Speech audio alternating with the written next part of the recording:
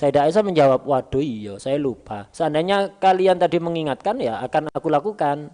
Tapi sudahlah. Lah ini Sayyidah Aisyah. Jadi sama sekali harta dunia itu tidak masuk ke pikiran beliau sama sekali enggak. Jadi betul-betul zuhud. Ya wajar beliau zuhud seperti ini. Ini adalah buah dari pendidikan ayah beliau yaitu Sayyidina Abu Bakar As-Siddiq radhiyallahu anhu. Kemudian pendidikan dari suami beliau yaitu Rasulullah Sallallahu Alaihi Wasallam. Nah inilah madrasah tempat belajarnya Sayyidah Aisyah, ayah beliau Sayyidina Abu Bakar Siddiq dan suami beliau Rasulullah Sallallahu Alaihi Wasallam. Nah, hasilnya bisa dilihat. نعم.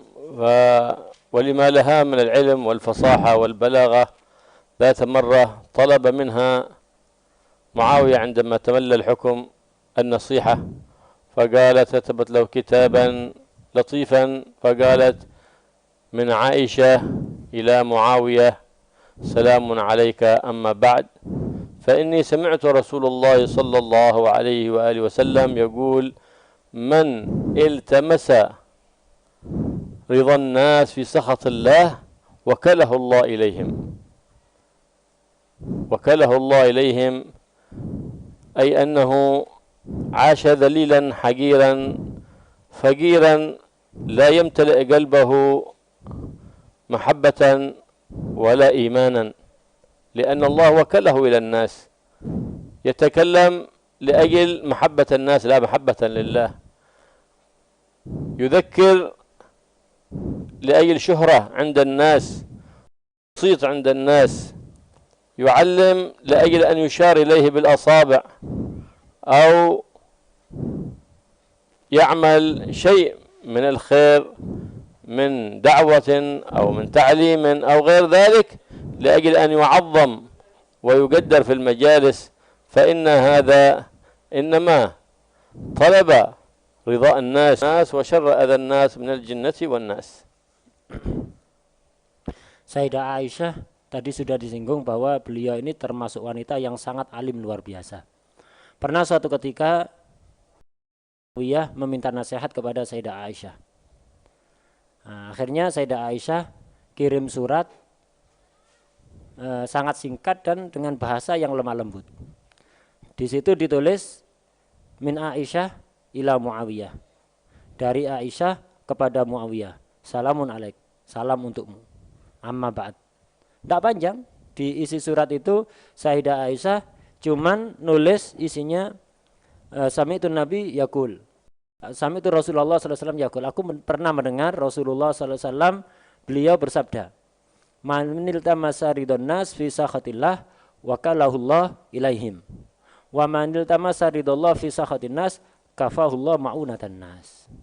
Terjemah singkatnya, barang siapa mencari ridho orang tapi dia dengan melakukan sesuatu yang dimurkai oleh Allah, maka Allah akan menyerahkan dia kepada orang-orang, kepada manusia. Sebaliknya, barang siapa mencari ridha Allah, akhirnya menyebabkan orang-orang jengkel marah, maka Allah akan mencukupi dia. Mencukupi dia dari bantuan orang. Nah, artinya apa? Yang pertama, barang siapa mencari ridha orang dengan melakukan sesuatu yang dibenci oleh Allah, tidak disukai oleh Allah, maka Allah akan menyerahkan orang ini kepada orang-orang, kepada manusia. Artinya dia akan hidup dalam keadaan terhina, kemudian dalam keadaan selalu butuh kepada orang lain, hatinya tidak akan dipenuhi iman dan mahabbah.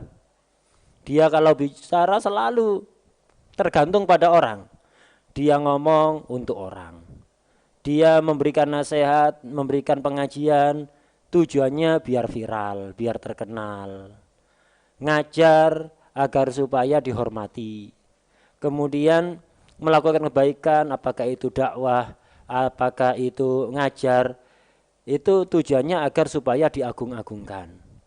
Selalu apa yang dia lakukan, ini dilakukan untuk mencari ridho orang lain. Kebaikan yang seperti itu tidak akan menghasilkan buah apapun. Perbuatan baik ini akan menghasilkan buah kalau disertai ikhlas karena Allah. Karena itu kata beliau, berusahalah kita ini untuk selalu beramal sesuatu yang bisa mendatangkan ridha Allah. untuk hasil nanti akan ada. Jadi semua segala bantuan akan datang dari Allah. Yang penting kita selalu istiqomah melakukan apa yang bisa menarik ridho Allah. Nah, kemudian sabda Rasulullah selanjutnya, manil tamasa ridhollah fi sakhatin nas kafahullah ma'unatan nas. Barang siapa mencari ridho Allah yang kemudian menyebabkan orang-orang enggak suka, orang-orang benci pada dia, maka Allah akan mencukupi dia dari bantuan orang-orang. Jadi dia tidak akan perlu kepada orang. Karena Allah selalu mencukupi kebutuhannya. Orang yang seperti ini itu memang awalnya akan dibenci oleh orang, tapi ujung-ujungnya pada akhirnya orang-orang akan berbalik mencintai dia. Sebaliknya, kalau orang mencari ridho orang lain, mencari cinta dari orang-orang dengan melakukan sesuatu yang dibenci oleh Allah, nah ini dia akan disukai oleh orang, dia akan dicintai orang, tapi sementara waktu saja, hanya sebentar. Ibarat bom waktu, jadi tinggal menunggu waktu aja. Jadi cinta yang sementara, ujung-ujungnya dia akan dibenci oleh orang-orang, dan kalau dia mati akan dicaci maki oleh orang-orang yang dulu mencintai dia. Karena itu kita memohon kepada Allah Subhanahu wa taala, semoga Allah menjadikan kita, amal-amal kita sebagai sesuatu yang ikhlas hanya karena Allah, mencari ridho Allah, bukan karena riya, pamer atau ingin terkenal atau ujub dan sifat-sifat tercela lainnya. روت لنا هذه الصديقة حديثا عظيما عن النبي محمد صلى الله عليه وسلم، وهو قاعدة من قواعد الدين ومن جوامع كلمه صلى الله عليه وآله وسلم، وفيه التحذير من البدع المخترعة مذمومة حراما كانت أو مكروهة. قال رسول الله صلى الله عليه وآله وسلم: من أحدث أي ابتدع أمرا،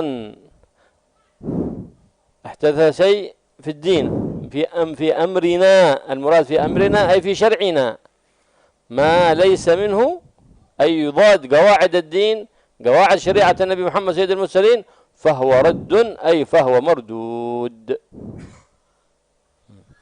Sayyidah Aisyah meriwayatkan hadis yang sangat luar biasa, singkat tapi padat, yang berisi tentang peringatan untuk menjauhi. في حديث عظيم ألا وفي إشارة إلى البدع، فإن البدع تنقسم إلى أقسام 5، منها البدع المكروهة كما أحدث اليوم في كثير من المساجد من الزخرفة وما يعمل الآن من تشويش على المصلين في السجاجيد، فإنها مزخرفة بألوان شتى، وما يوضع على الجدران من ساعات وتقاويم، فإنها تشغل المصلين عن الخشوع في الصلاة. فهذه أحدثت بدع ليست حرام لكنها مكروهة لأنها تشوش على المصلين، كما يوضع النوافذ أمام المصلين وغير ذلك. كل ما يشغل المصلي عن خشوعه فذلك من البدع المكروهة المذمومة بنص هذا الحديث. ليه؟ لأنها تعارض قوانين الشريعة. Dalam hadis ini ada isyarah terhadap macam-macam bid'ah, karena bid'ah itu sesuai pemahaman yang benar itu terbagi menjadi 5. Jadi ada bid'ah yang makruhah, bid'ah tapi tidak sampai haram, hanya makruh saja. Nah, ini banyak terjadi di zaman kita, seperti menghiasi masjid. Jadi masjid dihiasi sedemikian rupa sehingga membuat orang yang masuk ke masjid itu bukan khusyuk untuk sholat. Jadi sibuk menikmati pemandangan hiasan-hiasan masjid itu. Begitu juga sajadah yang beraneka ragam, jadi sajadah dengan beraneka warna, kemudian bergambar-gambar macam-macam. Akhirnya orang yang sholat memperhatikan gambar sajadah, tidak khusyuk di dalam sholatnya. Begitu juga termasuk bid'ah yang makruh yang ada di masjid, yaitu misalkan menaruh jam ada di depan. Jadi jam dinding ada di depan, atau kalender, atau jendela ada di arah kiblat masjid. Nah, ini mengganggu orang yang sholat, akhirnya nggak khusyuk, terganggu. Nah, ini semuanya adalah sesuatu yang bid'ah karena bertentangan dengan kaidah-kaidah syariah, walaupun tidak sampai haram, tapi makruh hukumnya. Wa min al-bid'ah مثال هذا مثال ومن أمثلة المكروه كثير، ومن البدع المحرمة ولها أمثلة كثيرة كذلك. ما أحدث اليوم من المكوس والضرائب التي تؤخذ على الناس بغير وجه حق، وتزييف الخمر وبيعها وتسميتها بغير اسمها حتى يلبس على الناس ذلك، هذا كله من البدع الحرام والعياذ بالله. وإبدال الحدود الشرعية بأحكام وضعية ما أنزل الله بها من سلطان، كل هذا من البدع المحرمة، نسأل الله العافية والسلامة. وما حدث في زماننا هذا الآن من بيع المخدرات المذهبات لعقول الناس، فإن هذا كله من البدع المحرمة. فكثيرا مما خالف الدين والشريعة هذا يدخل تحت حيز التحريم، فإنه نحكم بأنه بدعة، أي ظهرت بعد النبي محمد صلى الله عليه وسلم حرام، فلا يجوز تعاطيها. وما يفعله بعض العوام بكثير من آلات اللهو المحرمة من قنبوس أو بيولا أو غير ذلك، فإن ذلك لا يجوز حضوره. أما إذا سمعه في الدي في دي أو في السي دي فهذا له حكم آخر، أما أن يحضره فذلك لا يجوز ويحرم حضوره، من باب أولى فعل ذلك. فينبغي أن يتنبه الخواص والعوام، فإن هناك آلات له محرمة وهناك آلات له مباحة كالهاجر والمراويس والدف ونحو ذلك، فهذه آلات له المباحة.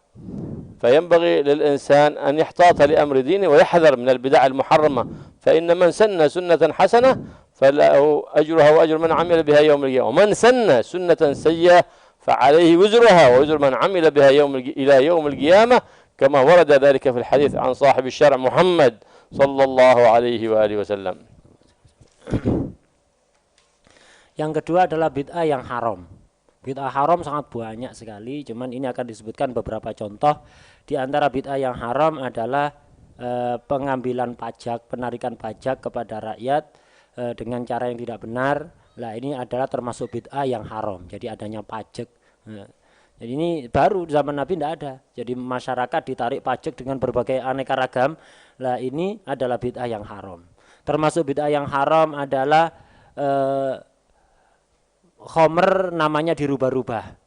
Jadi bukan khomer lagi, tapi namanya anggur misalnya atau apa. Jadi khomer diberi nama yang lain yang menunjukkan seolah-olah itu bukan khomer. Nah, ini juga sesuatu yang masuk dalam kategori bid'ah yang haram. Kemudian mengganti hukum-hukum syariat dengan hukum-hukum yang lain, hukum-hukum buatan manusia, ini termasuk juga bid'ah yang haram.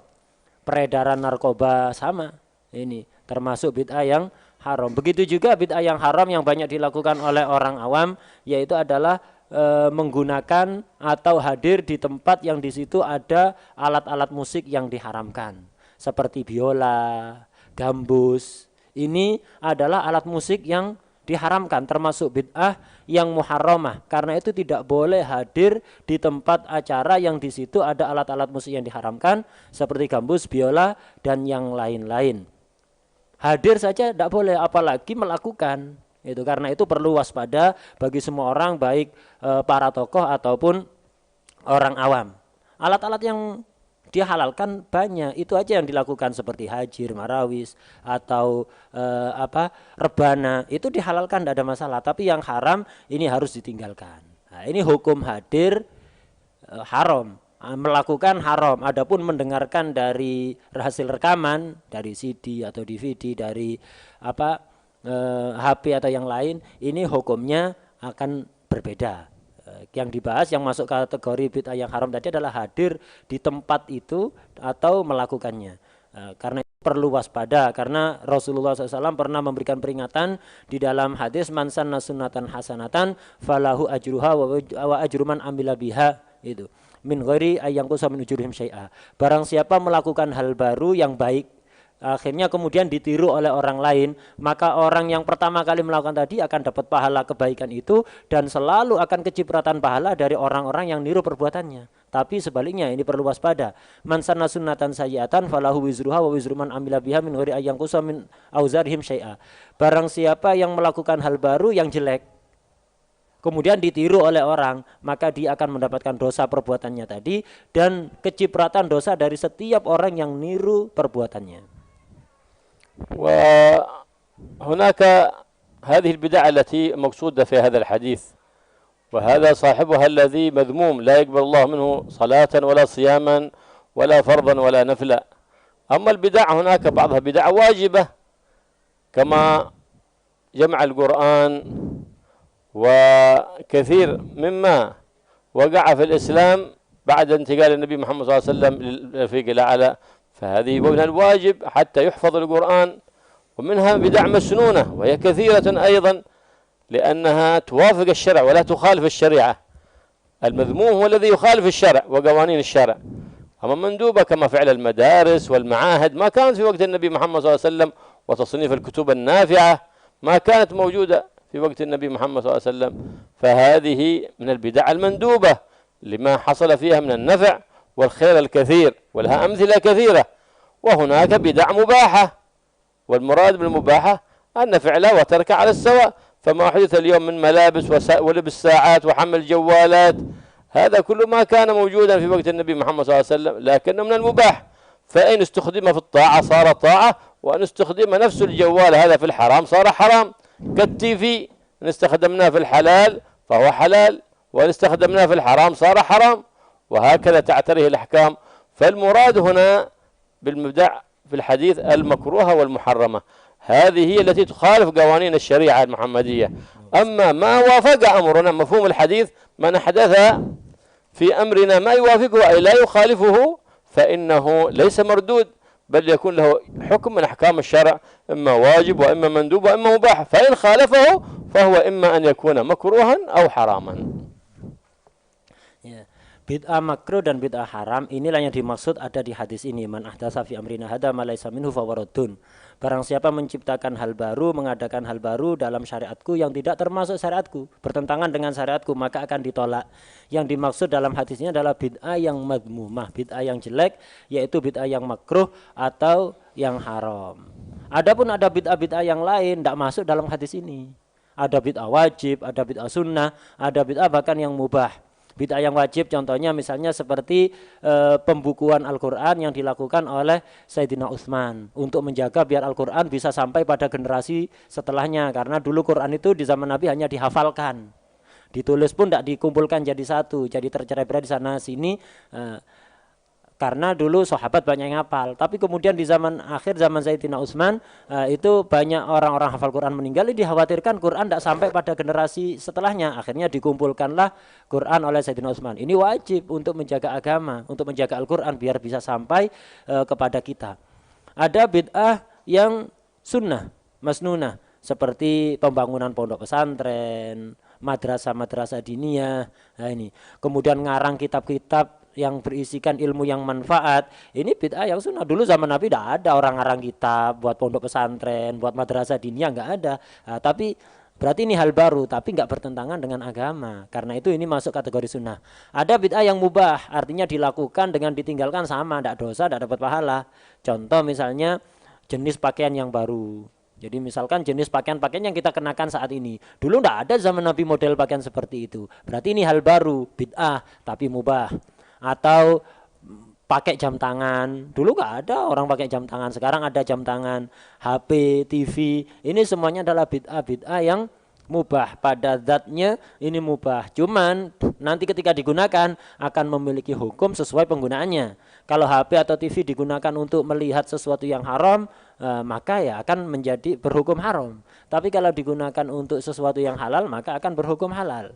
Ini hadis tadi mengatakan man ahdatsa fi amrina hadza ma laisa minhu. Barang siapa membuat hal baru di syariatku yang tidak sesuai dengan syariat, ini yang ditolak. Berarti mafhumnya hadis, kalau ada orang membuat hal baru di dalam syariat Islam, akan tetapi tidak bertentangan dengan kaidah-kaidah syariat, justru cocok, makanya enggak ditolak. Mafhum mukhalafahnya begitu. Ini yang tadi memasukkan ada bid'ah wajib dan sunnah tadi itu.